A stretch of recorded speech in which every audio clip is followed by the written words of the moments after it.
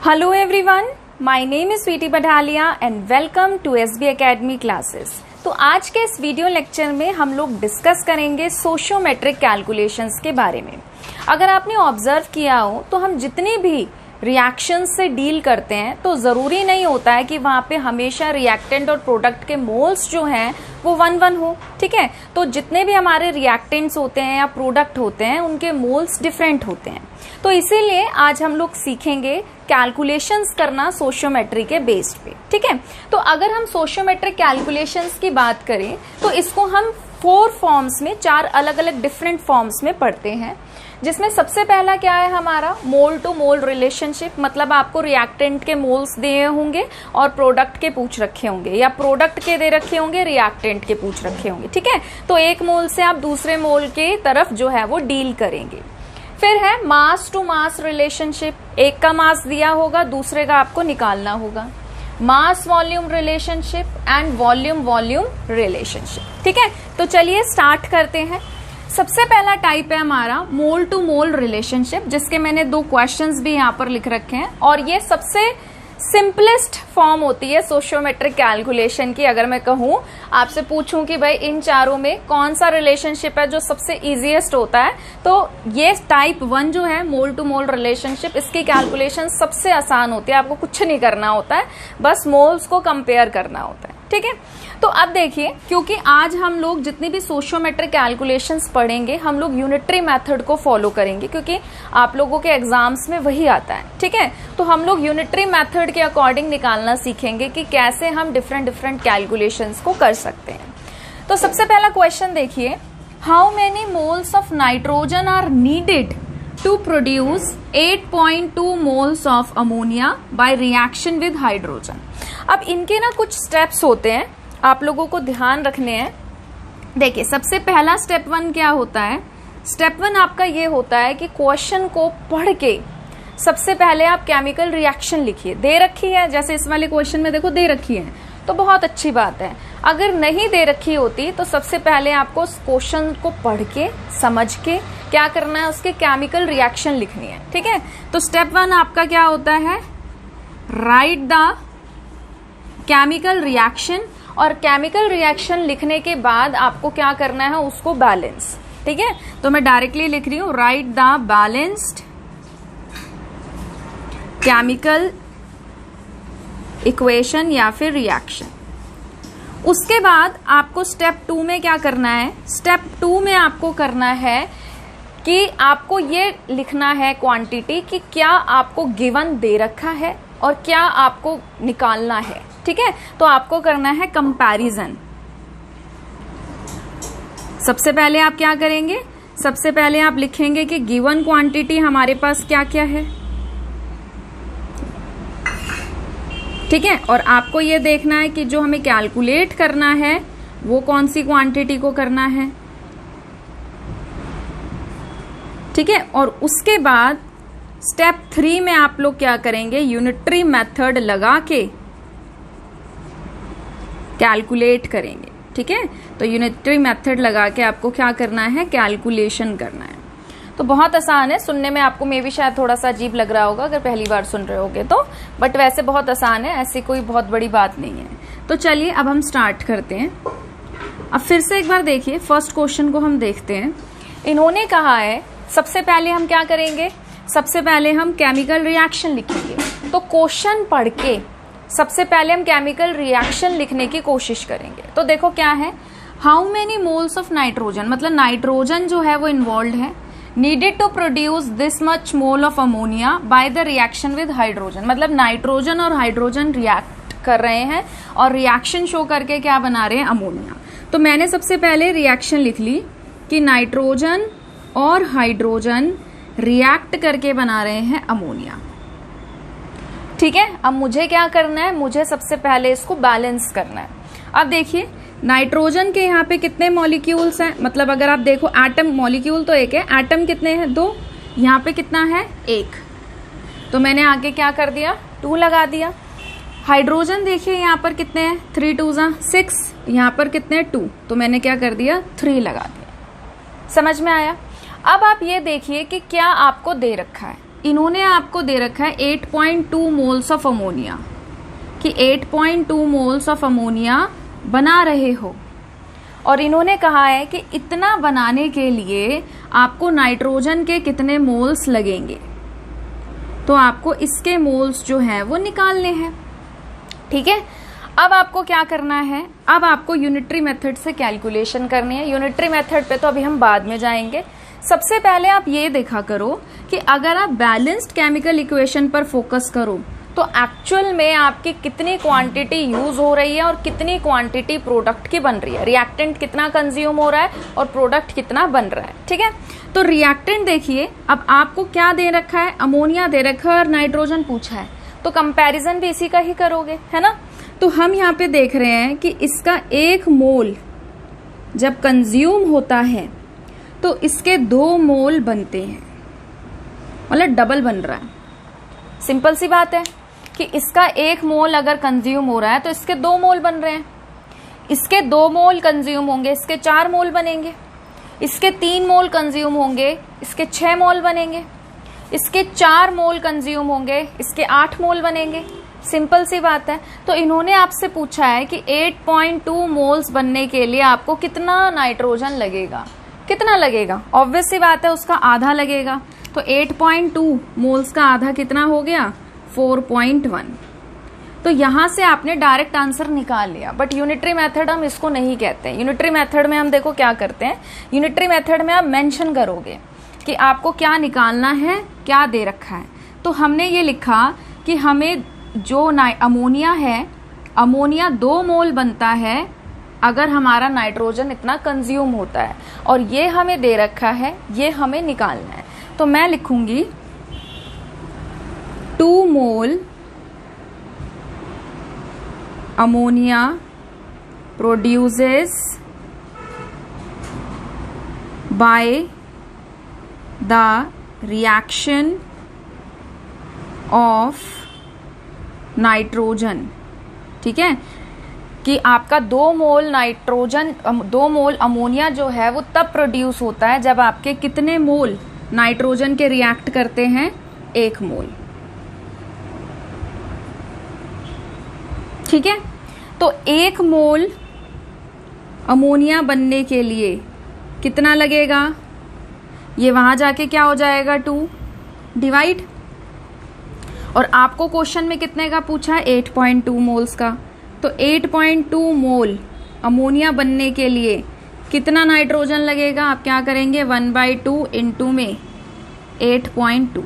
तो आपका यहां से कैंसिल होके जो आंसर है वो कितना आ जाएगा, 4.1 मोल, जो कि हमने डायरेक्ट यहां से निकाल दिया था। तो इसको हम क्या कहते हैं, इसको हम बोलते हैं यूनिटरी मेथड। ठीक है, अब देखिए सेकंड क्वेश्चन। सेकंड क्वेश्चन क्या है, सेकंड क्वेश्चन में सबसे अच्छी बात क्या है कि आपको रिएक्शन दे रखी है और वो भी बैलेंस करके दे रखी है। ठीक है, आप एक बार चेक कर लिया करो कि आपकी रिएक्शन जो है वो बैलेंस है भी कि नहीं है। तो अगर आप ध्यान से देखो तो ये वाली जो आपकी रिएक्शन है ये ऑलरेडी बैलेंस्ड है। ठीक है, अब देखिए इन्होंने कहा है how many moles of iron, मतलब कि आपको आयरन के मोल्स बताने हैं कि आयरन के कितने मोल्स आपके बनेंगे अगर 16 मोल कार्बन डाइऑक्साइड जो है वो यूज कर रहा है। मतलब 16 मोल जो है अगर कार्बन मोनोऑक्साइड यूज कर रहा है, कंज्यूम हो रहा है, तो वो कितना आयरन बनाएगा। तो हमारा पहला काम तो यही होता है कि हम केमिकल रिएक्शन लिखे, बैलेंस करें, फिर हम ये देखते हैं कि क्या हमें दे रखा है, क्या हमें निकालना है। उसके बाद हम क्या करते हैं, बैलेंस्ड केमिकल इक्वेशन को देखकर क्या करते हैं, कंपैरिजन करते हैं कि वो एक्चुअल में किस सोशियोमेट्री में एग्जिस्ट कर रहा है। तो देखिए इसका 3 मोल कंज्यूम होता है जब इसका 2 मोल बनता है। ठीक है, तो मेरे को निकालना क्या है, मुझे आयरन निकालना है। तो मैं क्या लिखूंगी, 3 mole of carbon monoxide is used to make. ठीक है, 3 मोल कार्बन मोनोऑक्साइड जो है वो यूज हो रहा है 2 मोल आयरन बनाने के लिए। 1 मोल अगर हमें कार्बन मोनोऑक्साइड का निकालना है तो यहाँ पे क्या हो जाएगा, ये 3 कहाँ आ जाएगा इधर, तो ये क्या बन जाएगा, 2/3 मोल ऑफ Fe। पर हमें क्वेश्चन में 1 मोल कार्बन मोनोऑक्साइड के हिसाब से नहीं निकालना, हमें 16 मोल ऑफ कार्बन मोनोऑक्साइड का निकालना है।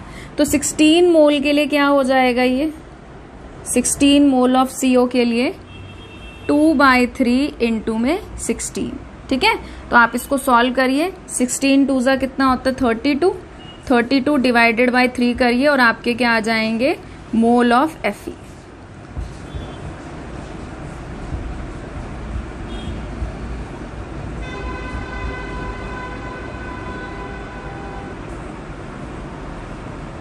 ठीक है, तो यहां से जो आपका आंसर है वो कितना आ गया, यहां से आपका आंसर आ गया 10.66 मोल ऑफ Fe। ठीक है, समझ में आ गया, आसान सा ही था। क्या था, आपको ये दे रखा था और आपसे पूछा था कि बताओ ये कितना लगेगा, तो आपने क्या कहा कि 3 मोल कार्बन मोनोऑक्साइड के लिए हमें इतना Fe लग रहा है, 1 मोल के लिए हमें इतना Fe लगेगा और 16 मोल के लिए हमको इतना Fe लगेगा। अब हम लोग डिस्कस करेंगे टाइप 2 के बारे में। तो टाइप 2 क्या होती है, मास टू मास, और इसी को हम मोल टू मास रिलेशनशिप भी कहते हैं, क्योंकि हम क्या करेंगे, पहले मोल्स को कंपेयर करेंगे, फिर वहां से हम लोग मास को कंपेयर करेंगे। ठीक है, तो देखिए दोनों क्वेश्चन जो मैंने इस टाइम लिखे हैं दोनों के दोनों NCERT है, इंपॉर्टेंट है, तो आपको स्कूल के एग्जाम्स में मिल सकते हैं। तो चलिए सबसे पहला क्वेश्चन हम लोग ट्राई करते हैं। इन्होंने कहा है calculate the amount of water in grams produced by combustion of 16 gram of methane. आप छोटी क्लास से ये चीज पढ़ते आ रहे हो कि अगर हम हाइड्रोकार्बन का कंबशन करते हैं तो हमें क्या मिलता है, CO2 एंड वाटर। तो सबसे पहला काम क्या है हमारा, सबसे पहला काम है हमारा कि हम लोग क्या करेंगे, हम लोग पहले केमिकल रिएक्शन लिखेंगे। तो मीथेन का कंबशन कराना है, CH4 कंबशन करा रहे हैं तो क्या करेंगे, ऑक्सीजन में बर्न करेंगे, तो हमको क्या मिलेगा, हमें मिलेगा CO2 एंड वाटर। दूसरा काम हमारा क्या होता है, केमिकल रिएक्शन को बैलेंस करना। कार्बन यहाँ पे देखिए कितना है 1, यहाँ पे कितना है 1, हाइड्रोजन यहाँ कितने हैं 4, यहाँ कितने हैं 2, तो इसके आगे 2 लगा दीजिए, 2 से मल्टीप्लाई कर दीजिए, यहाँ पे 4 हो गए, यहाँ पे भी 4 हो गए। ऑक्सीजन देखिए यहाँ पे 2 है और यहाँ पे कितने हैं 2 और 2 4, तो आप इसके आगे क्या लगा सकते हैं 2। ठीक है, अब देखिए अब हम लोगों को क्या करना है, हमें वाटर निकालना है और मीथेन दे रखा है। तो आपको ये पता चल गया कि आपको मीथेन को और वाटर को क्या करना है, इन दोनों को कंपेयर करना है। तो मैंने यहाँ पे लिखा इसके आगे कुछ भी नहीं है यानी कि 1, तो इसका मतलब क्या है कि इसका 1 मोल कंज्यूम हो रहा है इसका 2 मोल बनाने के लिए। इतनी बात क्लियर है। आप सभी को ये चीज पता है कि जब हम मोल की बात करते हैं तो मोल किसके बराबर होता है अगर हम एटम की बात कर रहे हैं, अगर हमने 1 मोल एटम लिया है तो ग्राम एटॉमिक मास के, अगर मॉलिक्यूल की बात कर रहे हैं तो ग्राम मॉलिक्यूलर मास के। अब यहाँ पे भी मॉलिक्यूल है, यहाँ पे भी मॉलिक्यूल है, तो ये किसके बराबर लिखा जाएगा, ग्राम मॉलिक्यूलर मास की। ठीक है, अब देखिए मीथेन की अगर हम बात करें तो मीथेन का मास निकालिए कितना होता है, कार्बन का 12, हाइड्रोजन का 1 होता है और 4 है, तो 12 + 4 कितने हो गए आपके पास 16, तो ये 1 मोल 16 ग्राम के बराबर हुआ। ठीक है, अब यहाँ पर इधर देखिए हाइड्रोजन का कितना होता है, हाइड्रोजन का होता है 18, वाटर का कितना होता है, वाटर का होता है 18। ठीक है, वाटर का होता है ना 18, हाइड्रोजन का 1 इंटू में 2 प्लस में 16, तो कितना आ जाता है 18 ग्राम। तो वाटर का है हमारा 18 और यहाँ पे कितने मोल है 2, तो 18 + 18, या आप कर सकते हैं 2 इंटू में 18, तो कितना आ गया 36 ग्राम।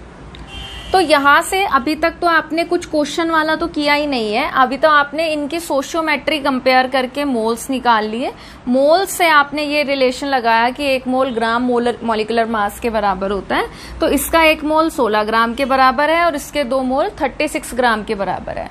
अब इन्होंने कहा है आप हमें अमाउंट ऑफ वाटर बताइए अगर 16 ग्राम मीथेन बर्न हो रहा है। यही चीज इन्होंने पूछी है, क्या कि अगर ये 16 ग्राम जल रहा है तो ये वाटर कितना प्रोड्यूस करेगा, ये वाटर प्रोड्यूस करेगा 36 ग्राम। ठीक है, तो यही इसका आंसर है, यहीं से आंसर आ गया। यूनिटरी मेथड से अगर आप करना चाहते हैं तो आप इसको कैसे कर सकते हैं, आप इसको ऐसे लिख सकते हैं 1 मोल of methane gives 2 mole of water. ठीक है, तो इसका 1 मोल किसके बराबर है? 16 ग्राम के। तो आप लिख सकते हैं 16 ग्राम विल गिव 2 इंटू में 18 इज इक्वल टू 36 ग्राम। ठीक है, अगला क्वेश्चन देखिए। अगले क्वेश्चन में भी यही इक्वेशन यूज हो रही है, इसलिए मैंने मिटाया नहीं है। इन्होंने कहा है how many moles of methane are required. मतलब आपको इस बार क्या पूछा है? आपको मोल्स पूछे हैं कि आपको इसके कितने मोल्स लगेंगे to produce 22 gram of CO2 after combustion. मतलब आपको CO2 बनाना है कितना? 22 ग्राम। तो कह रहे हैं 22 ग्राम अगर आपको ये बनाना है, थोड़ा सा ऊपर लिख देते हैं, अगर 22 ग्राम आपको ये बनाना है CO2, तो आपको मीथेन का कितना मोल लगेगा? तो सबसे पहले क्या करेंगे? सबसे पहले हम इसको और इसको कंपेयर करेंगे। तो हम कहेंगे कि इसका 1 मोल लग रहा है, तो इसका 1 मोल बन रहा है। सिंपल सी बात है। ठीक है, तो अब देखो इसका 1 मोल किसके बराबर होता है? CO2 का मास कितना होता है? 44, है ना। CO2 का अगर आप मास निकालें, कार्बन का कितना होता है? 12, ऑक्सीजन का कितना होता है? 16 इंटू 2, तो 12 प्लस में आपका कितना है? 32, कितना आ गया? 44 ग्राम। तो इसका 1 मोल और इसका 1 मोल आपस में बराबर है, और इसका 1 मोल किसके बराबर है? 44 ग्राम। तो आप ये देखिए कि जब ये 1 मोल बर्न होता है तो 44 ग्राम CO2 बन रहा है। आपसे इसका आधा पूछा है, 44 का नहीं पूछा, आपसे कहा 22 ग्राम CO2 बनेगा, तो इसका कितना मोल लगेगा? इसका मोल क्या लगेगा? आधा। सिंपल सी बात है। तो आंसर क्या आ जाएगा? 0.5 मोल। 0.5 मोल 22 ग्राम दे रहा है, तो इसका डबल 1 मोल कितना देगा? इसका डबल 44 ग्राम। अगला क्वेश्चन देखिए। अगला क्वेश्चन क्या है? Chlorine is prepared in the laboratory by treating MnO2 manganese dioxide with aqueous hydrochloric acid according to the reaction. तो आपको रिएक्शन दे रखी है और बैलेंस्ड रिएक्शन दे रखी है, आप चेक भी कर सकते हैं। ठीक है, तो इन्होंने कहा है how many grams of HCl react with 5 gram of MnO2। मतलब कि अगर आपका MnO2 5 ग्राम है तो आपको HCl कितने ग्राम लगेगा? ठीक है, तो सबसे पहले हम लोग रिएक्शन लिख लेते हैं, फिर हम करेंगे इनको कंपेयर।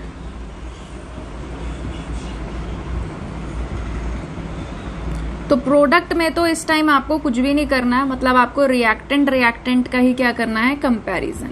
ठीक है, अब देखिए इसका आपको कितना मोल लग रहा है? इसका आपको लग रहा है 1 मोल, और इसका आपको कितना लग रहा है? इसका आपको लग रहा है 4 मोल। इतनी बात क्लियर है? ठीक है, जब मोल को एज अ यूनिट हम लोग लिखते हैं तो हम ई नहीं लगाते।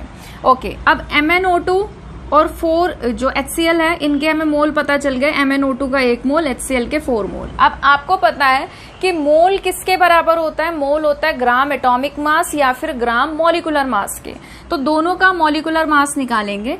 MnO2 का निकालते हैं। MnO2 का जब निकालेंगे, आपको पता है मैग्नीज का एटॉमिक मास कितना होता है? 55, ऑक्सीजन का 16 इंटू 2 32, तो 55 प्लस 32 कितना आ गया? 7 और 8, तो ये आ गया आपका 87 ग्राम।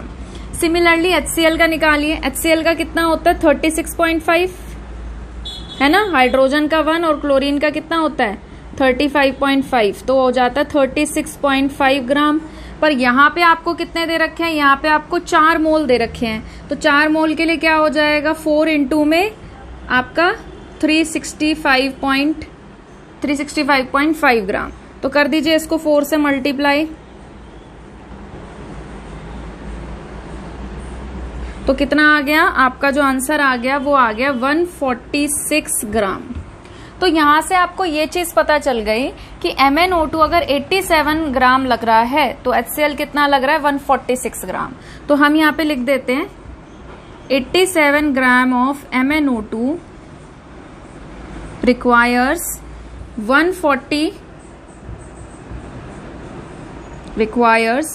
146 ग्राम ऑफ HCl। इतनी बात क्लियर है सभी को कि अगर ये 87 ग्राम लग रहा है तो ये कितना लग रहा है? 146 ग्राम। 1 ग्राम MnO2, सॉरी MnO2 था ना, हाँ MnO2 है। MnO2 के लिए HCl कितना लगेगा, ये वहां जाके क्या हो जाएगा, डिवाइड, तो 146 डिवाइड बाय 87। अब आपको 1 ग्राम के लिए तो निकालना नहीं है, आपको कितने ग्राम के लिए पूछा है क्वेश्चन में, आपको क्वेश्चन में पूछा है 5 ग्राम के लिए कि MnO2 अगर 5 ग्राम लग रहा है, कंज्यूम हो रहा है, तो HCl कितना लगेगा। तो 5 ग्राम ऑफ MnO2 के लिए कितना हो जाएगा, ये 146 डिवाइडेड बाय 87 इंटू में 5। इतनी बात क्लियर है। इसका 1 मोल लग रहा था तो इसके 4 मोल लग रहे थे। हमें पता है कि मोल ग्राम मॉलिक्यूलर मास के बराबर होता है, तो इसका 1 मोल 87 आया, इसका 4 मोल 146 ग्राम के बराबर आया। तो हमने कहा 87 ग्राम MnO2 जब लग रहा है तो 146 ग्राम HCl लगता है। 1 ग्राम के लिए इतना HCl लगेगा और 5 ग्राम के लिए इतना HCl लगेगा। तो अब आप कैलकुलेट करिए और कैलकुलेट करके इसका आंसर निकाल दीजिए, ठीक है। तो 3 पे तो नहीं जा रहा है ये, तो इसको आप कैलकुलेट करके देखिए कितना आंसर आ रहा है। 146 इंटू 5,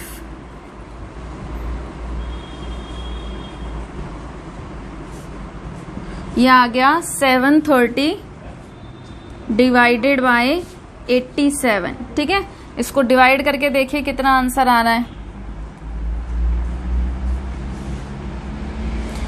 तो देखिए 1 पे तो जा नहीं रहा है ये, 8 पंजे 40,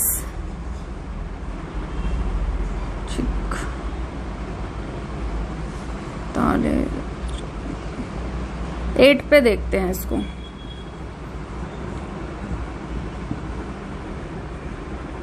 सट 696, ठीक है। और 9 पे कितना जा रहा है जरा देखते हैं।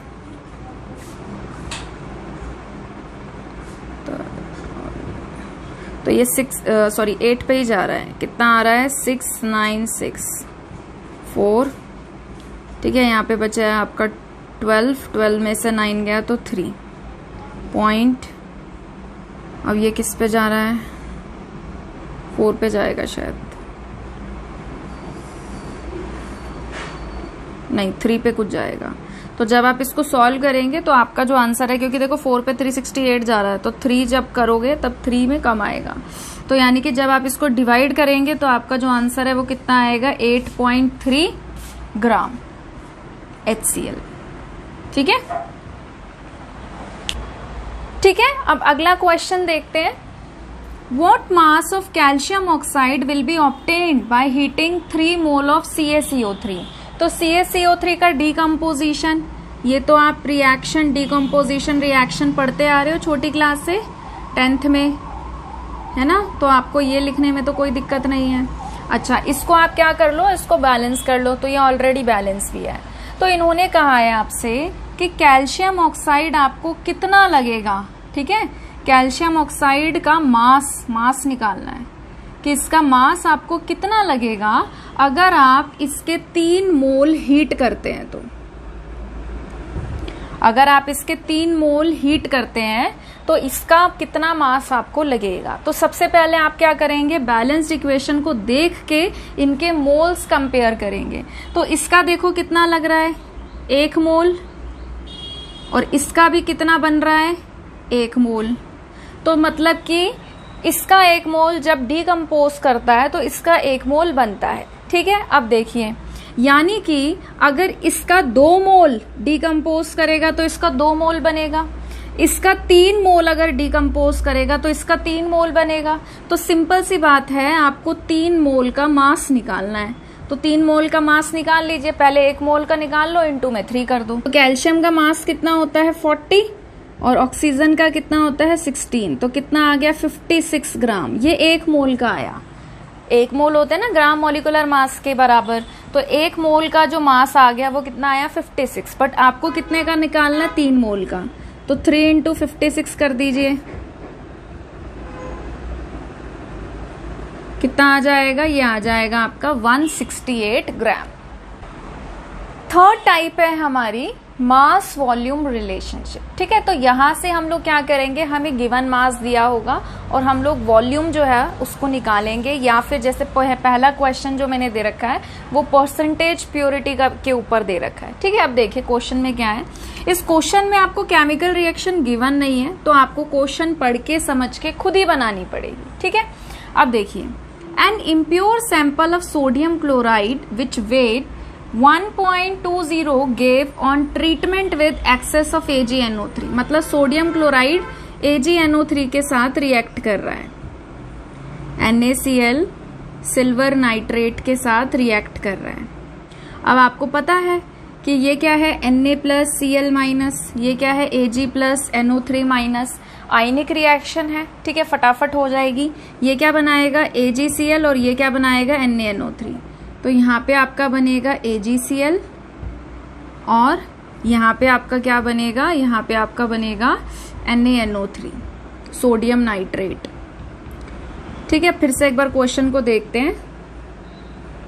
क्वेश्चन में इन्होंने बोला है कि आपको सोडियम क्लोराइड का इम्प्योर सैंपल दे रखा है जिसका वेट इतना है,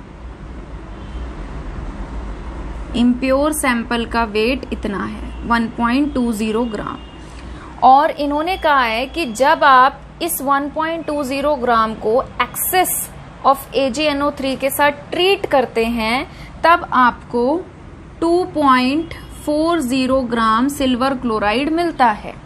ठीक है, बट आपको ध्यान रखना है कि सिल्वर क्लोराइड जो मिल रहा है वो तो प्योर पार्ट जो है ना NaCl का, उसी के साथ रिएक्शन कर रहा है, इम्प्योरिटी के साथ रिएक्शन नहीं कर रहा है एज अ प्रेसिपिटेट। तो कह रहे हैं कि सिल्वर क्लोराइड जो है आपको 2.4 ग्राम मिलता है पीपीटी की फॉर्म में।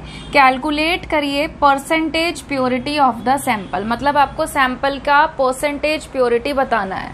तो NaCl इन शॉर्ट आपको यहाँ पर निकालना है। अब सबसे पहले ना परसेंटेज प्योरिटी में प्योरिटी वर्ड पे जाइए। प्योरिटी से आप क्या समझते हैं? प्योरिटी का मतलब ये है कि सिर्फ और सिर्फ वही सब्सटेंस आपका हो। जैसे मैं कह रही हूँ 100% NaCl, मतलब कि NaCl ही है सिर्फ। अगर मैं कह रही हूँ 99% NaCl, मतलब 99 ग्राम जो है आपका वो क्या है, NaCl, और 1 ग्राम क्या है, इम्प्योरिटी। समझ रहे हो? तो अगर मैं कह रही हूँ 50% प्योर NaCl, मतलब 50% आपका क्या है, NaCl, और 50% आपका क्या है, इम्प्योरिटी। तो इन्होंने हमें परसेंटेज नहीं बताया इम्प्योर सैंपल का कि जो भी इम्प्योर सैंपल है उसमें NaCl कितने प्रतिशत है, बट इन्होंने ये कहा कि इम्प्योर सैंपल हमारा इतना है। तो सबसे पहले ना आपको 1.20 ग्राम में ये पता करना पड़ेगा कि इसमें कितना आपका NaCl है और कितनी आपकी इम्प्योरिटी है।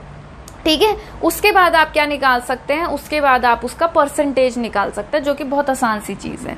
तो इसको तो फिलहाल मैं होल्ड पे डाल रही हूँ, जो आपको इम्प्योर सब्सटेंस दे रखा है। मुझे यहाँ से कंपैरिजन पता चल गया कि मुझे इसका और इसका रिलेशन निकालना है, पहली चीज। अब मैं करूंगी मोल कंपेयर। अब देखो, इसका 1 मोल रिएक्ट करता है तो इसका 1 मोल बनता है, सिंपल सी बात है। और मुझे क्या पता है कि 1 मोल हमारा किसके बराबर होता है, ग्राम मॉलिक्यूलर मास के या फिर ग्राम एटॉमिक मास के, अगर एटम है तो। मैं निकालूंगी मासेस, ठीक है, 1 मोल का। इसका भी 1 मोल लग रहा है, इसका भी 1 मोल लग रहा है, तो मैंने लिखा इसका 1 मोल और इसका 1 मोल। अब इसका मास देखो कितना है, सोडियम का होता है 23 और क्लोरीन का कितना होता है 35.5। तो ऐड होके कितना आ जाएगा, 5 और 3 8, 3 और 2 5। तो ये आ गया आपका 58.5 ग्राम। ठीक है, सिमिलरली इसका निकाल लीजिए। सिल्वर का कितना होता है 108 और क्लोरीन का कितना होता है 35.5। तो ऐड कर दीजिए, कितना आ गया, ये आ गया आपका 143.5 ग्राम। तो मुझे ये पता चल गया कि अगर मुझे 143.5 ग्राम AgCl बनाना है तो मुझे NaCl कितना लगेगा, 58.5। ठीक है, तो मैं लिख रही हूं 143.5 ग्राम AgCl बनाने के लिए, ठीक है, मुझे कितना NaCl लगता है, मुझे 58.5 ग्राम NaCl लगता है। 1 ग्राम AgCl के लिए मुझे कितना NaCl लगेगा, ये वहां जाके क्या हो जाएगा, डिवाइड। सिंपल सी बात है। पर क्या मुझे सवाल में 1 ग्राम AgCl के लिए बताना है? नहीं, मुझे सवाल में बताना है 2.40 ग्राम के हिसाब से। ठीक है, तो 2.4 ग्राम AgCl बनाने के लिए कितना लगेगा NaCl? 58.5 डिवाइडेड बाय 143.5 इंटू में 2.4। इतनी बात क्लियर है। अब आप इसको सॉल्व कर लीजिए। यहां से आपका क्या आ जाएगा? यहां से आपका ये आ जाएगा कि भाई अगर हम 2.4 ग्राम AgCl बना रहे हैं तो उसके लिए एक्चुअल में हमें NaCl कितना लग रहा है? इतना। तो यहां से आपके पास प्योर NaCl आ जाएगा। ठीक है, अब आपको क्या निकालना है? Percentage purity. तो परसेंटेज प्योरिटी निकालने का तो सिंपल सा देखो तरीका ये है, मास परसेंटेज निकालते हैं ना, given mass upon total mass into में 100। परसेंटेज प्योरिटी के लिए क्या करोगे? प्योर NaCl इतना है, टोटल NaCl इतना है, इनटू में 100। ठीक है, तो यहां से कैलकुलेट कर लेना क्या आंसर आ रहा है, divided by total mass NaCl का जो दे रखा है इनटू में 100। तो यहां से आपका क्या आ जाएगा? Percentage purity. ठीक है, तो इसको कैलकुलेट करिए जल्दी से, कितना आ रहा है? 58.5 डिवाइडेड बाय 143.5 इनटू में 2.4।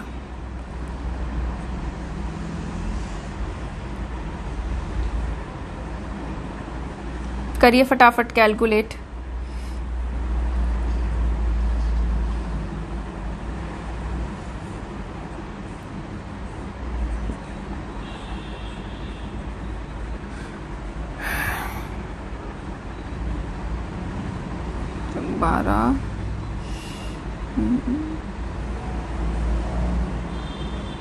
ठीक है, तो ये आपका आ गया 117 डिवाइडेड बाय, इसको देखिए 3 पे जा रहा है कि नहीं जा रहा है, ये 12 21 नहीं, 3 पे नहीं कट हो रहा है ये। चलिए 117 इंटू में 12,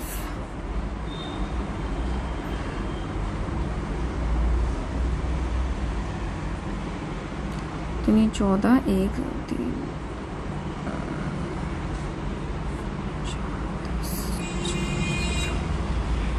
ठीक है, तो ये आपका आ गया, ऊपर आ गया 101404 और नीचे क्या है आपका? नीचे है आपका 1435। तो इसको डिवाइड करते हैं आप।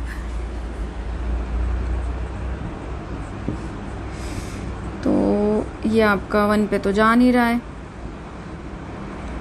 अब ये बहुत बड़ी टर्म हो गई। तो अब इसको देखो कितने पे जाएगा, ये ज़्यादा पे ही जाएगा, 8 पे देखते हैं। 40 8 9 16 8 24 और 4 28 चौक 32 और ठीक है, और 9 पे देखिए कितना हो जा रहा है, 39 27 और 4 31 36।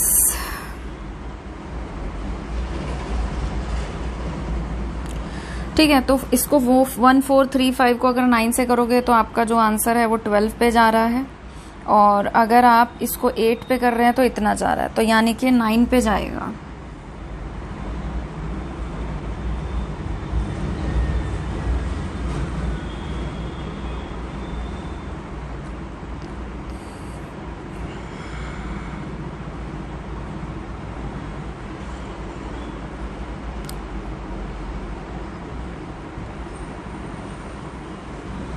ठीक है, तो ये आ गया 1025, फिर 0 लगाएंगे हम, तो अब ये चला जाएगा आपका 7 पे, 435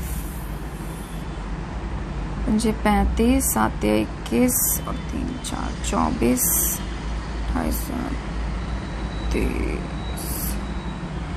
ठीक है, तो 7 पे ये जा रहा है 10045 पे।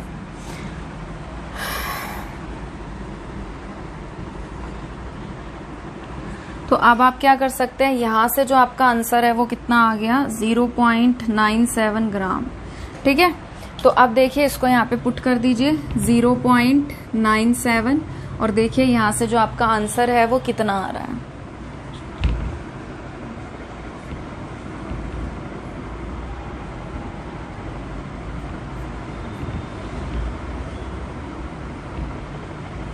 तो ये आ गया आपका 97 डिवाइडेड बाय 120 इंटू में 100। 0 से 1 0 कट गई, मुझे 10।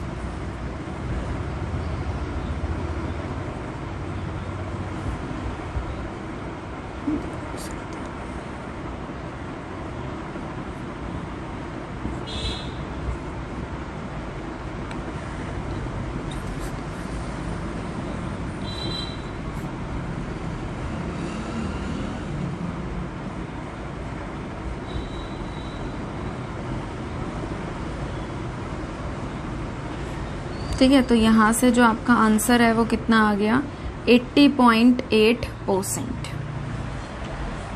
ठीक है, तो अभी मैंने बुक में आंसर चेक किया है, तो बुक में जो आंसर है वो आ रहा है 81.5%।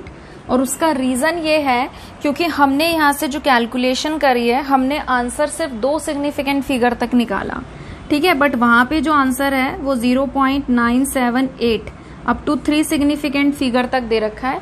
और जब आप यहाँ पे अप टू 3 सिग्निफिकेंट फिगर तक आंसर निकालोगे तब जाके आपका जो आंसर है वो कितना आएगा 81.5%। अदरवाइज अगर आप जैसे देखो, मान लो टाइम नहीं है, जैसे मैंने यहाँ पे 2 सिग्निफिकेंट फिगर्स तक आंसर निकाला है, तो अगर आप ऐसे छोड़ते हैं तो आप इसको अप्रोक्सीमेटली 81% करके भी लिख सकते हैं। ठीक है, तो वो भी आपका कोई गलत नहीं माना जाएगा अगर आप 81% लिख के आते हैं। अदरवाइज हमेशा देखो, मैं भी ये चीज आपको रिकमेंड करती हूँ कि जब भी आप कैलकुलेशन करते हैं और स्पेशली मोल फ्रैक्शन की, तो हमेशा आंसर को अप टू 3 सिग्निफिकेंट फिगर्स तक जरूर लिखा करो, क्योंकि यही सिग्निफिकेंट फिगर्स का रूल होता है। अब देखो, मैंने यहाँ पे 2 सिग्निफिकेंट फिगर्स तक आंसर लिया, तो आंसर में कितना वेरिएशन आप देख सकते हो। ठीक है, तो प्लीज ट्राई करिए कि जो भी आंसर आप कैलकुलेट करते हैं उसे 3 सिग्निफिकेंट फिगर्स तक ही कैलकुलेट किया करो। मैं भी एक्चुअली हमेशा 3 सिग्निफिकेंट फिगर तक ही कैलकुलेट करती हूँ, बट अब क्योंकि मुझे वीडियो बनानी है और वीडियो में ज्यादा लंबी नहीं कर सकती, इसलिए मेरे पास 2 ऑप्शन रहते हैं। क्या, या तो मैं डायरेक्ट आंसर बता देती हूँ, या फिर मैं ऐसे जल्दी में 2 सिग्निफिकेंट फिगर्स तक आंसर निकाल के छोड़ देती हूँ। अब देखो, उसकी वजह से आपको यहाँ पे आंसर जो है वो वेरी करता हुआ दिखाई दे रहा है। ठीक है, तो आप लोग वीडियो को पॉज करके अप टू 3 सिग्निफिकेंट फिगर तक आंसर निकाला करो, ताकि आपके आंसर में एरर ना आए। ठीक है, अब हम बढ़ रहे हैं अपने नेक्स्ट क्वेश्चन की तरफ। ये क्वेश्चन जो है ये आपको एक्चुअल में समझाएगा मास और वॉल्यूम के बीच का रिलेशनशिप।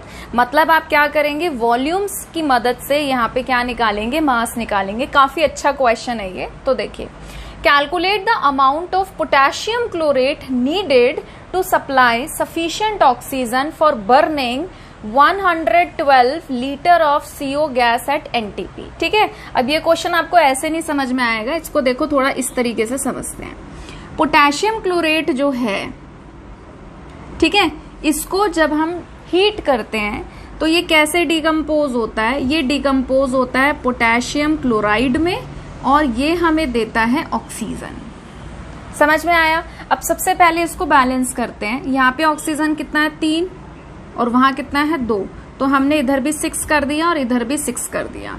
अब पोटेशियम कितना हो गया और क्लोरीन कितना हो गया 2, तो यहाँ पे हमने लिख दिया 2। अब ये बैलेंस हो गया। तो जब आप पोटेशियम क्लोरेट को हीट करते हो तो यहाँ से ऑक्सीजन निकल रही है, और इस ऑक्सीजन को हम लोग यूज कर रहे हैं किसके कंबशन के लिए, CO गैस के कंबशन के लिए। ठीक है, तो इसको थोड़ा सा अलग लिख लेते हैं। कार्बन मोनोऑक्साइड जो है, इधर हम ऑक्सीजन को यूज कर रहे हैं इसको बर्न करने के लिए, और ये बना रहा है CO2। तो 2 इक्वेशन यहाँ पर यूज हो रही है। ठीक है, अब देखो, इन्होंने कहा है कैलकुलेट करिए अमाउंट ऑफ पोटेशियम क्लोरेट, मतलब कि आपको इसका मास निकालना है। Needed to supply sufficient oxygen for burning 112 litre of carbon monoxide gas at NTP। मतलब ये जो कार्बन मोनोऑक्साइड गैस है, इसको अगर आप 112 लीटर बर्न करते हैं, ठीक है, तो आप क्या करेंगे, इस वॉल्यूम से पहले यहाँ पे क्या करेंगे, ऑक्सीजन निकालेंगे, फिर उस ऑक्सीजन के मोल्स, जो भी आप मोल या मास जो भी निकाल रहे हो, उसको आप यूज करेंगे यहाँ पर, और यहां से कंपेयर करके आप निकालेंगे पोटेशियम क्लोरेट का मास। ठीक है, इतना आपको समझ में आया। चलिए अब शुरू करते हैं। तो सबसे पहले यहाँ इसको, इस पोर्शन पे तो हम तभी आ पाएंगे जब हमें ऑक्सीजन के बारे में कुछ पता होगा। अब सबसे पहले इस रिएक्शन को बैलेंस करके देखते हैं। कार्बन यहाँ पे एक है, यहाँ पे कार्बन एक है, ठीक है। यहाँ पे ऑक्सीजन जो है आपका वो O2 है, जबकि इधर क्या है CO2, मतलब इधर आपके 2 ऑक्सीजन है, इधर भी 2 ऑक्सीजन है। अच्छा, लेफ्ट में अगर देखें तो टोटल यहाँ पे 3 है, यहाँ पे 2 है, ठीक है। अब देखो 112 को भी के लिए मैं फिलहाल हटा रही हूं। अगर हम बात करें यहाँ पर इसकी, तो आप देखो इसको ना इस तरीके से देख सकते हो कि इसका 1 मोल लग रहा है और इसका हमें 0.5 मोल लग रहा है। ये चीज कैसे हुई? ये चीज ऐसे हुई कि अगर आप ध्यान से देखो तो हमें क्या चाहिए होता है, रिएक्शन हमें ये चाहिए होती है कि कार्बन मोनोऑक्साइड है, उसे 1 ऑक्सीजन का एटम मिल जाए और वो बनाएगा CO2। बट क्योंकि नेचर में ऑक्सीजन जो है एटम, वो ऐसे तो एग्जिस्ट करता नहीं है। वो कैसे एग्जिस्ट करता है स्टेबिलिटी के लिए? O2। तो जब हम O2 लिखते हैं तो हम इसके आगे लगा देते हैं हाफ, ठीक है। तो यानी कि यहाँ पे आपका क्या आएगा, यहाँ पे आपका आएगा हाफ। तो इसका मतलब क्या है? इसका मतलब ये है कि इसका 1 मोल अगर लग रहा है तो इसका हमें कितना लग रहा है? आधा मोल, ठीक है। अगर किसी बच्चे को इसको समझने में दिक्कत है तो आप ऐसे भी देख सकते हो कि CO2 था, O2 था, CO था, ऑक्सीजन के साथ रिएक्ट किया, CO2 बनाया, ठीक है। अब इसको बैलेंस कर रहे हैं। यहाँ पे ऑक्सीजन 3 थी, यहाँ पे 2 थी, तो मैंने यहाँ 2 किया और यहाँ पे भी मैंने 2 किया। 2 कार्बन हो गए और 4 ऑक्सीजन यहाँ हो गई, 4 यहाँ हो गई। अब आप देखो इसका 2 मोल लग रहा है तो इसका 1 मोल लग रहा है। इतनी बात क्लियर है। अगर इसका 1 मोल लगेगा तो ऑटोमेटिकली अगर इसका आधा कर रहे तो इसका भी तो आधा करेंगे, तो कितना लगेगा? 0.5 मोल, ठीक है। जिसको ऐसे समझ में आ रहा है वो ऐसे समझ सकता है, जिसको ऐसे समझ में आ रहा है वो ऐसे समझ सकता है। बस यहाँ पे इतनी बात आपको समझनी थी कि अगर इसका 1 मोल लग रहा है तो इसका आधा मोल लगेगा। इतनी बात क्लियर है। तो हमने यहाँ पे क्या लिखा? हमने ये लिखा कि अगर हमारे पास कार्बन मोनोऑक्साइड का 1 मोल लगता है तो इसका कितना लगता है? इसका लगता है 0.5 मोल ऑक्सीजन का, ठीक है। अब यहाँ पे अगर आप देखो कार्बन मोनोऑक्साइड का वॉल्यूम आपको किस में दे रखा है? वॉल्यूम आपको दे रखा है लीटर में। हमें क्या पता है? अगर हम देखो यहाँ पे normal temperature condition, temperature pressure condition mention कर रखी है, तो हमें पता है कि 1 मोल हमारा NTP पे या STP पे कितना वॉल्यूम कंटेन करता है? 22.4 लीटर। सिंपल सी बात है। तो इसके 1 मोल को हम किससे रिप्लेस कर सकते हैं? 22.4 लीटर से। तो मैं ये लिख रही हूं कि इसका 22.4 लीटर कार्बन मोनोऑक्साइड का जब रिएक्ट करता है, ठीक है, तो ऑक्सीजन के कितने मोल लगते हैं? ऑक्सीजन के इतने मोल लगते हैं, ठीक है। अब 1 लीटर के लिए हमको कितने लगेंगे? 1 लीटर ऑफ CO अगर हमें निकालना है तो इसके लिए हमें कार्बन, इसके ऑक्सीजन के कितने मोल लगेंगे? ये यहाँ पे आके क्या हो जाएगा? डिवाइड, ठीक है, ठीक है। अब हमें 1 लीटर का तो निकालना नहीं है, हमें क्वेश्चन में कितने का निकालना है? 112 लीटर का। तो 112 लीटर के लिए कितना हो जाएगा? 0.5 डिवाइडेड बाय 22.4 इंटू में 112। इतनी बात क्लियर है सभी को? हमने क्या किया? नॉर्मल रिएक्शन लिखी, मोल्स कंपेयर करें कि इसका 1 मोल लग रहा है तो इसका आधा मोल लग रहा है। फिर हमें पता है कि 1 मोल में इतने लीटर होते हैं, हमें कंडीशन भी दे रखी थी। तो मैंने 1 मोल को रिप्लेस कर दिया इसके वॉल्यूम से कि 22.4 लीटर कार्बन मोनोऑक्साइड जो है वो अगर लग रहा है तो ऑक्सीजन के कितने मोल लग रहे हैं? 0.5। तो 1 लीटर के लिए कितने मोल ऑक्सीजन के लगेंगे और 112 लीटर के लिए कितने मोल लगेंगे? तो इसको आप कैलकुलेट कर लो। मैं इसको थोड़ा सा ऊपर लिख देती हूँ। 0.5 डिवाइडेड बाय 22.4 इंटू में 112। पॉइंट हटाया, यहाँ पे आ गया आपका 1 0 और यहाँ से पॉइंट हटाया तो यहाँ आ गया 1 0। तो 10 से 10 कट गया आपका, ठीक है। अब 112 ये तो सीधा सीधा कट रहा है 2 पे, इसको काटो तो ये आ गया 2.5। तो यहाँ से हम क्या निकाल रहे थे, यहाँ से हम मोल निकाल रहे थे। तो मतलब कि यहाँ से जो आपकी ऑक्सीजन है वो कितनी यूज हो रही है, वो ये ऑक्सीजन यहाँ पे यूज हो रही है 2.5 मोल किसके, 112 लीटर के हिसाब से हम लोगों ने निकाले हैं। अब हमें मोल पता चल गए किसके, इसके। तो अब देखिए हम क्या कर रहे हैं, इसको भी थोड़ा अलग लिख लेते हैं। क्या दे रखा है हमें, 2 times potassium chlorate gives 2 times KCl plus 3 times O2। अब हमें इसको और इसको कंपेयर करना है, इसके मोल से हम इसका अमाउंट निकालेंगे। तो देखो इसके कितने मोल लग रहे हैं, 2 मोल रिएक्शन के अकॉर्डिंग, ठीक है। और इसके कितने मोल बन रहे हैं, इसके मोल बन रहे हैं 3, ठीक है। तो अब देखो जब ये 2 मोल डिकम्पोज करता है तो इसके 3 मोल बनते हैं, बट हमें यहाँ पे पोटेशियम क्लोरेट जो है वो 2.5 मोल के हिसाब से निकालना है। सिंपल सी बात है, 2.5 मोल के हिसाब से हम लोग अमाउंट निकालेंगे, मोल नहीं निकालेंगे इसका, ठीक है। तो अब देखिए हम इसको कैसे लिख सकते हैं, हम इसको ऐसे लिख सकते हैं कि भाई जो 3 मोल हमारा ऑक्सीजन है वो कहाँ से बन रहा है, वो आपका बन रहा है 2 मोल पोटेशियम क्लोरेट से, ठीक है। 1 मोल O2 के लिए पोटेशियम क्लोरेट के कितने मोल लगेंगे, वहां चला जाएगा 2/3। और हमें कितने का निकालना है, हमें निकालना है 2.5 मोल का, 2.5 का। तो 2.5 मोल O2 के लिए पोटेशियम क्लोरेट के कितने मोल लगेंगे, इनटू में 2.5, ठीक है। मोल्स निकाल लीजिए। अच्छा 2.5 को 2 से मल्टीप्लाई करेंगे, क्या आएगा 5/3। 5/3 को करिए सॉल्व,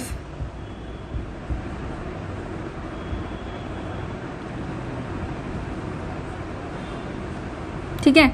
तो यहां से जो आपका मोल आया वो आपके मोल आ गए पोटेशियम क्लोरेट के, वो आ गए आपके पास कितने आए, 1.66 आ रहा है, तो उसको 6 से 7 कर देते हैं, इतने मोल आ गए।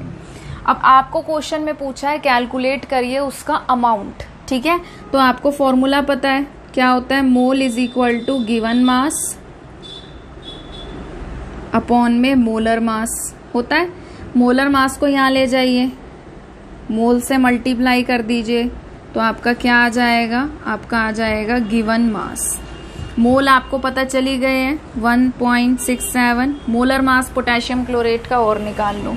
पोटेशियम का कहाँ निकाले भाई, पोटेशियम का इधर निकाल ले, चलो यहाँ निकालते। पोटेशियम का वो कितना होता है, मास 39, क्लोरीन का 35.5, ऑक्सीजन का 16 होता है, और यहाँ पे कितने 3, तो कितना आ गया 48।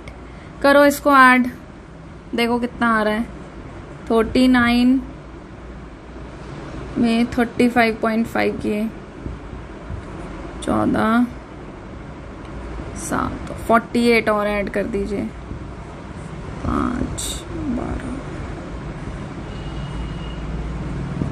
तो ये आ गया 122.5 गिवन मास। अब इसको मल्टीप्लाई करिए और मल्टीप्लाई करके देखिए कि क्या आंसर आ रहा है, ठीक है। तो जब आप इसको मल्टीप्लाई करेंगे तो मल्टीप्लाई करके आपका आंसर आएगा 204.5 ग्राम। अब देखिए 4th टाइप है हमारा वॉल्यूम टू वॉल्यूम रिलेशनशिप। तो यहाँ पे क्या होता है, किसी एक चीज का आपको वॉल्यूम दिया होगा और दूसरे का वॉल्यूम आपसे पूछा होगा कि बताइए, ठीक है। तो देखिए calculate the volume of oxygen at NTP that would be required to convert 5.2 litre of carbon monoxide to carbon dioxide. तो ये पिछले क्वेश्चन वाली, आप पिछले या उससे पिछले क्वेश्चन वाली रिएक्शन यूज हो रही है कि कार्बन मोनोऑक्साइड जो है उसके साथ ऑक्सीजन रिएक्ट कर रहा है और क्या बना रहा है, CO2, ठीक है। इसको क्या करेंगे, सबसे पहले हम लोग बैलेंस करेंगे। तो सॉरी, यहाँ पे कार्बन मोनोऑक्साइड है, ठीक है। तो इसको बैलेंस करेंगे, यहाँ पे 3 है, यहाँ पे 2 है, तो इधर 2 कर दीजिए और यहाँ पे भी 2 कर दीजिए। तो आपसे कार्बन मोनोऑक्साइड और ऑक्सीजन जो है उसका रिलेशन पूछा गया है। तो आप देखिए सबसे पहले बैलेंस्ड इक्वेशन के अकॉर्डिंग हम लोग कंपेयर करते हैं। इसके 2 मोल लग रहे हैं, इसके कितने लग रहे हैं, 1 मोल। ठीक है, अब क्योंकि ये वॉल्यूम वॉल्यूम रिलेशनशिप है तो यानी कि हम इसको किससे कंपेयर करेंगे, हम इसको वॉल्यूम से कंपेयर करेंगे। और हमें क्या पता है कि 1 मोल में कितने लीटर्स होते हैं, 22.4 लीटर्स होते हैं। इसके कितने मोल है, 2, तो ये हो जाएगा 2 इंटू में 22.4, और इसका 1 है तो इसमें कितने हो गए, इतने लीटर्स। तो हमें ये पता चल गया, हमें यहाँ से निकालना क्या है, कैलकुलेट करना है वॉल्यूम ऑफ ऑक्सीजन इतने लीटर के लिए। इसको मल्टीप्लाई करके क्या आएगा, 44.8 लीटर अगर कार्बन मोनोऑक्साइड लग रहा है तो उसके लिए हमें ऑक्सीजन कितना लग रहा है, 22.4 लीटर। 1 लीटर मोनोऑक्साइड है भाई, ये पता नहीं मैं बार बार इसको CO2 क्यों लिख रही हूँ, मोनोऑक्साइड है ये। तो 1 लीटर कार्बन मोनोऑक्साइड के लिए हमें ऑक्सीजन कितना लगेगा, ये वहां जाके क्या हो जाएगा, डिवाइड। ठीक है, और हमें 1 लीटर का नहीं निकालना, हमें क्वेश्चन में पूछा है 5.2 लीटर कार्बन मोनोऑक्साइड को कन्वर्ट करने के लिए कितना ऑक्सीजन लगेगा। तो यानी कि 5.2 लीटर कार्बन मोनोऑक्साइड के लिए कितना लगेगा, 22.4 डिवाइडेड बाय 44.8 इंटू में 5.2। कट गया ये 2 पे, 2 से इसको काट दीजिए, 2 दूनी 4 और 2 छिक 12। तो आपका जो ऑक्सीजन का वॉल्यूम है वो कितना आ गया, 2.6 लीटर। अगला क्वेश्चन देखिए, what volume of oxygen at STP is required to effect complete combustion of 200 centimetre cube of acetylene. Acetylene क्या होता है, हाइड्रोकार्बन। एसिटाइलिन का फॉर्मूला क्या होता है, CH ट्रिपल बॉन्ड CH। ठीक है, जिसे हम इथाइन भी कहते हैं, इसका कॉमन नेम लिख रखा है। And what would be the volume of CO2 form, मतलब कि 2 चीज का वॉल्यूम पूछा है, एक आपसे ऑक्सीजन का वॉल्यूम पूछा है, एक आपसे कार्बन डाइऑक्साइड का वॉल्यूम पूछा है। तो सबसे पहले हम इसका A पार्ट करेंगे जहां पे हम वॉल्यूम ऑफ ऑक्सीजन निकालेंगे। ठीक है, अब उसके लिए आपको क्या करना पड़ेगा, सबसे पहले केमिकल रिएक्शन लिखनी पड़ेगी, क्योंकि ये खुद भी हाइड्रोकार्बन है तो इसके कंबशन से क्या बनता है, इसके कंबशन से CO2 और वाटर ही बनता है। तो इसका कंबशन किया, इसने बनाया CO2 एंड वाटर। अब हम करेंगे इसको बैलेंस। ठीक है, कार्बन यहाँ कितने हैं, 2, इधर कितना है, 1, 2 कर दीजिए। अब ऑक्सीजन देखिए, ऑक्सीजन कितना है, इधर है, अच्छा पहले हाइड्रोजन देख लो, इधर 2 है, इधर 2 है। अच्छा, यहाँ ऑक्सीजन कितना है, 2, और इधर कितना है, 4 और 1 5, तो इधर कर दो 6, इधर भी हो जाएगी आपकी 6। अब हाइड्रोजन इम्बैलेंस हो गए, हाइड्रोजन कितने हो गए, 4, यहाँ पे कितने, 2, तो इधर 2 कर दीजिए। अब देखो ये हो गए 2 और 2 4, ये भी हो गए 4। अब कार्बन कितने हो गए, 4, तो यहाँ पे आपको कार्बन करने पड़ेंगे 4। अब ऑक्सीजन देखिए, इधर है 6, इधर 8 और 2, कितना है, 10। तो आपको यहाँ कितना करना पड़ेगा, आपको यहाँ पे करना पड़ेगा 5, तो कितना हो गया, 10। फिर से चेक करिए, हो गया वैसे बैलेंस, पर फिर भी एक बार क्रॉस चेक कर लो। कार्बन इधर 2 4 हो गए, 2 इंटू 2, इधर 4। हाइड्रोजन देखो, इधर कितने हैं, 4, इधर कितने हैं, 4। ऑक्सीजन देखो 10, यहाँ पे देखो 8 और 2 10। ठीक है, तो सब कुछ बैलेंस हो गया, ये बैलेंस्ड केमिकल इक्वेशन बन गई। अब करेंगे हम लोग कंपैरिजन। सबसे पहले करेंगे एसिटाइलिन का और ऑक्सीजन का कंपैरिजन। इसके कितने मोल लग रहे हैं, 2 मोल। इसके कितने लग रहे हैं, 5 मोल। ठीक है, आप सभी को पता है, क्या पता है कि 1 मोल में हमारे पास वॉल्यूम कितना होता है, 22.4 लीटर। आपको जो वॉल्यूम दे रखा है वो सेंटीमीटर क्यूब में दे रखा है। मैंने आपको कई बार बताया है, 1 लीटर 1 डेसीमीटर क्यूब के बराबर होता है, और 1 ml आपका जो है 1 सेंटीमीटर क्यूब के बराबर होता है। ठीक है, अब 1 लीटर के अंदर कितने होते हैं, 1000 ml। मतलब हम क्या लिख सकते हैं, 1 लीटर के अंदर क्या होते हैं, 1000 सेंटीमीटर क्यूब। तो क्योंकि मुझे वॉल्यूम सेंटीमीटर क्यूब में दे रखा है, तो इसीलिए मैं इस लीटर को भी सेंटीमीटर क्यूब में चेंज कर रही हूँ। तो लीटर को जब सेंटीमीटर क्यूब में चेंज करते हैं तो किससे मल्टीप्लाई करते हैं, 1000 से। तो मल्टीप्लाई कर दो इसको 1000 से, तो क्या आ जाएगा, 22400 सेंटीमीटर क्यूब। ये आ गया वॉल्यूम। ठीक है, 1 मोल के हिसाब से आया है ये। यहाँ पे कितने दे रखे हैं 2 मोल, तो क्या हो जाएगा 2 इंटू में 22,400 और इसमें कितना हो जाएगा 5 इंटू 22,400।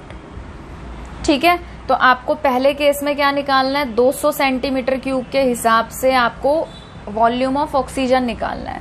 कंपैरिजन करेंगे, हम कहेंगे इसको लिख लेते हैं मल्टीप्लाई करके, कितना आ रहा है भाई 44800 सेंटीमीटर क्यूब एसिटाइलिन जब बर्न होता है तो ऑक्सीजन कितना लगता है, ऑक्सीजन लगता है हमको इतना। ठीक है, अब 1 सेंटीमीटर क्यूब के लिए हमको कितना ऑक्सीजन लगेगा, ये वहां जाके क्या हो जाएगा डिवाइड। अब क्या हमको 1 सेंटीमीटर क्यूब के हिसाब से निकालना है, नहीं, हमको किसके हिसाब से निकालना है, हमें 200 के हिसाब से निकालना है। तो 200 सेंटीमीटर क्यूब के हिसाब से जब हम लोग क्या करेंगे ऑक्सीजन का निकालेंगे वॉल्यूम, तो ये क्या हो जाएगा, ये हो जाएगा 200 हमारा मल्टीप्लाई। ठीक है, चलो काट दो, ये कट गया 2 पे, ये कट गया। ठीक है, तो मल्टीप्लाई होके कितना आ गया, ये आ गया 500 सेंटीमीटर क्यूब ऑक्सीजन। तो पहला पार्ट हमारा क्या था कि अगर हमें एसिटाइलिन 200 सेंटीमीटर क्यूब लग रहा है तो यानी कि हमको वॉल्यूम जो है ऑक्सीजन का वो कितना लगेगा 500 सेंटीमीटर क्यूब। ठीक है, सिमिलरली आप क्या कर सकते हैं वॉल्यूम ऑफ CO2 निकाल सकते हो। CO2 के कितने मोल्स हैं, CO2 के 4 मोल हैं, तो 4 मोल के लिए क्या हो जाएगा 4 इंटू में 22,400 सेंटीमीटर क्यूब।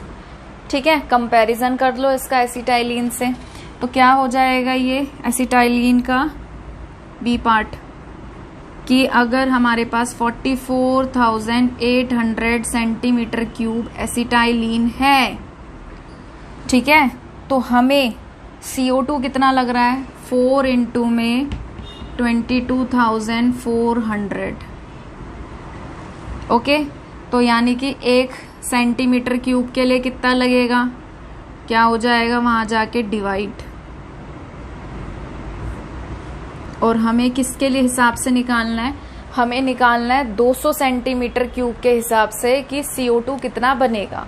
तो 200 सेंटीमीटर क्यूब के हिसाब से हम लोग क्या कर देंगे इनटू में 200। ठीक है, कट गया ये, तो यहां से जो आपका वॉल्यूम है वो कितना आ गया 400 सेंटीमीटर क्यूब CO2। आसान था, बस कुछ नहीं करना था, रिएक्शन लिखनी थी, मोल्स कंपेयर करने थे। मोल जो है 1 मोल इतने लीटर के बराबर होता है, उसे हमने ml में चेंज किया। 1 ml हमारा होता है ना 1 सेंटीमीटर क्यूब के हिसाब से, तो हमने उसको सेंटीमीटर क्यूब में लिख दिया। कंपैरिजन किया कि भाई इतने लीटर आपका एसिटाइलिन इतने लीटर ऑक्सीजन के बराबर है, 1 सेंटीमीटर क्यूब के हिसाब से कितना सेंटीमीटर क्यूब के बराबर होगा, 200 सेंटीमीटर क्यूब के हिसाब से कितना होगा। सिमिलरली यहाँ पे भी हमने 200 के हिसाब से निकाला कि CO2 कितना बनेगा।